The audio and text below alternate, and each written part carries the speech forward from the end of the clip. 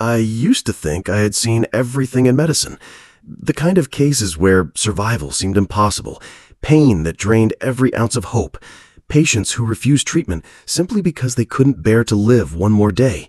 I believed I had grown numb to emotion, convinced that nothing could surprise me or shake me anymore. Until the day she said it. She didn't scream. She didn't beg.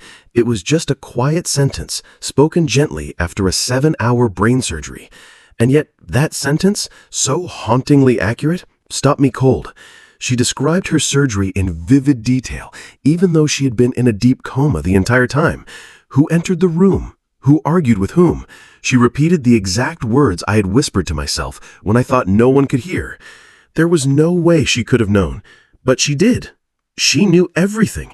And the way she looked at me afterward, smiling as if handing back a piece of faith I had long lost, I'll never forget that. What chilled me wasn't just her accuracy. It was the final thing she said.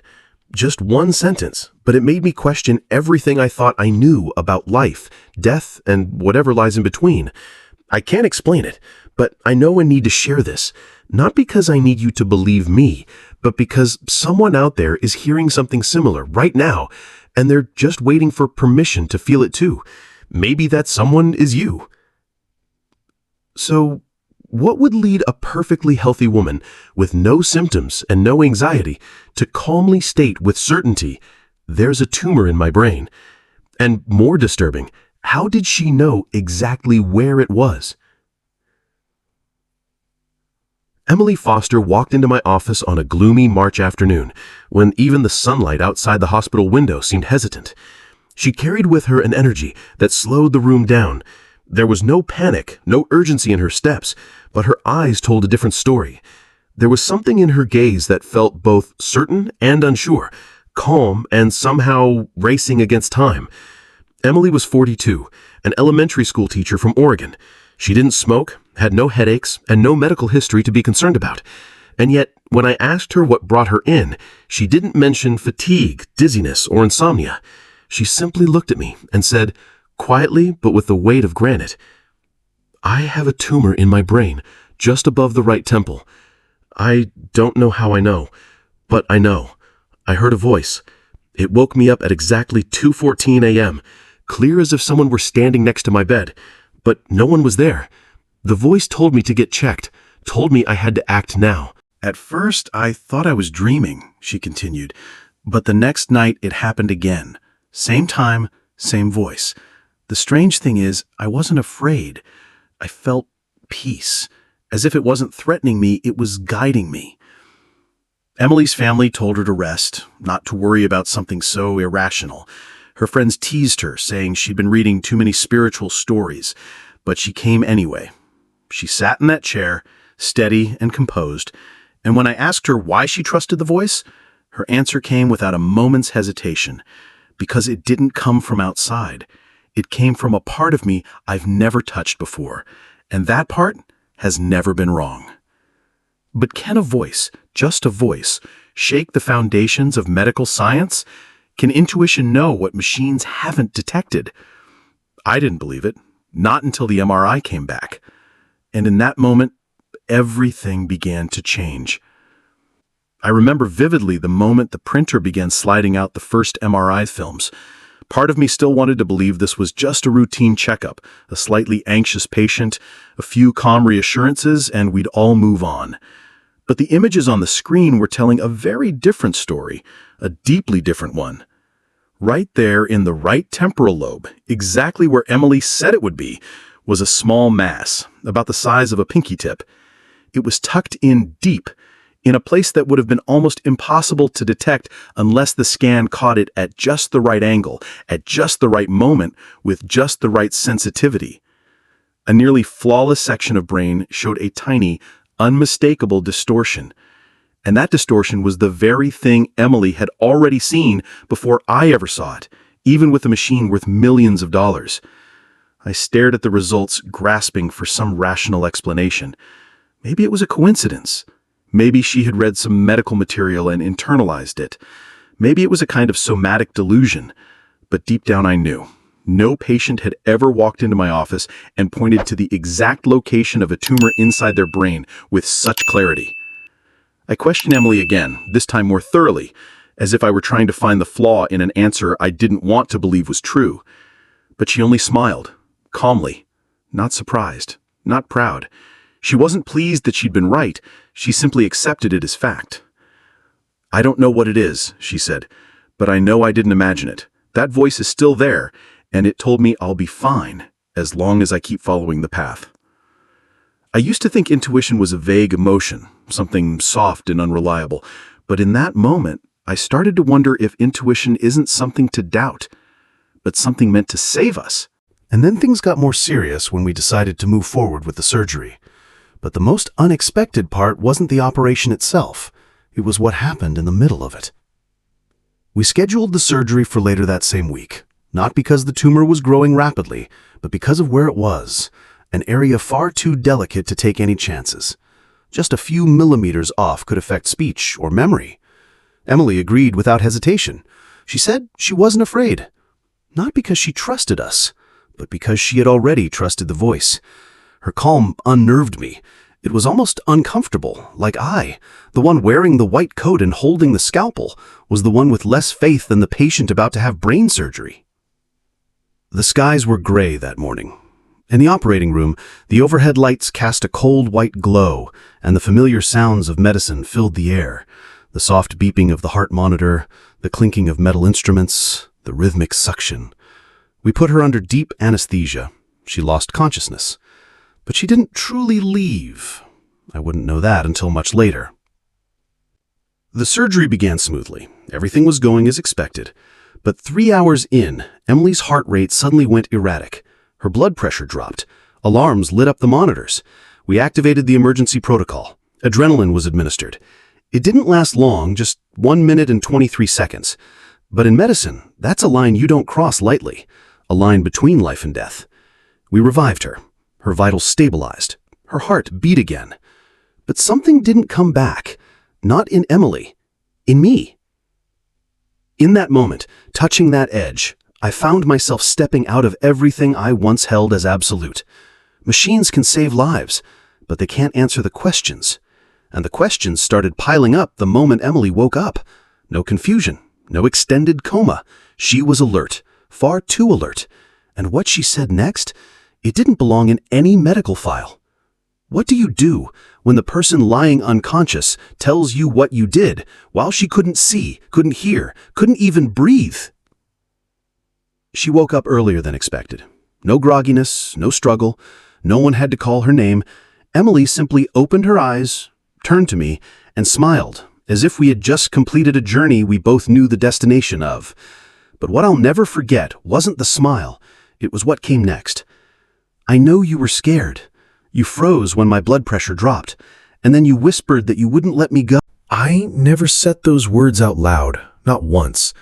That was something I had only whispered silently in my mind, in a moment of panic when everyone else was moving and I thought we were losing her. But she knew. She repeated my exact words. Not one added, not one missing. I still tried to believe it was a coincidence, until Emily began to describe what she saw. She recalled the operating room in detail, from the clamp I accidentally dropped on the left side of the floor to the instrumental music playing softly through the speaker on the wall. She described 3 people in green scrubs, one with sweat beading across his forehead, another whispering, "We've got seconds left before it's too late," followed by someone raising the volume of the heart rhythm count. She spoke calmly, her voice steady, her eyes unwavering, as if narrating a dream she hadn't just imagined but fully lived through. It wasn't sight in the traditional sense. It was something else. And then came the sentence that nearly made me drop the pen in my hand. "I saw myself from above. No fear, no pain, just lightness and brightness. I wasn't the body lying on that table anymore. I was part of something greater, present but unbound. I saw everyone. I heard everything, and I knew I was allowed to come back." I asked, "Allowed by whom?" She didn't answer right away. She simply closed her eyes as if the answer wasn't meant to be spoken, but felt something beyond logic, something you only recognize when your soul has touched it. She wasn't done speaking, because what she saw didn't end in the operating room. Beyond the cold lights, the beeping machines, and the spiking ECG lines, there was another world. No operating table, no clock, no fear, only light. And a meeting.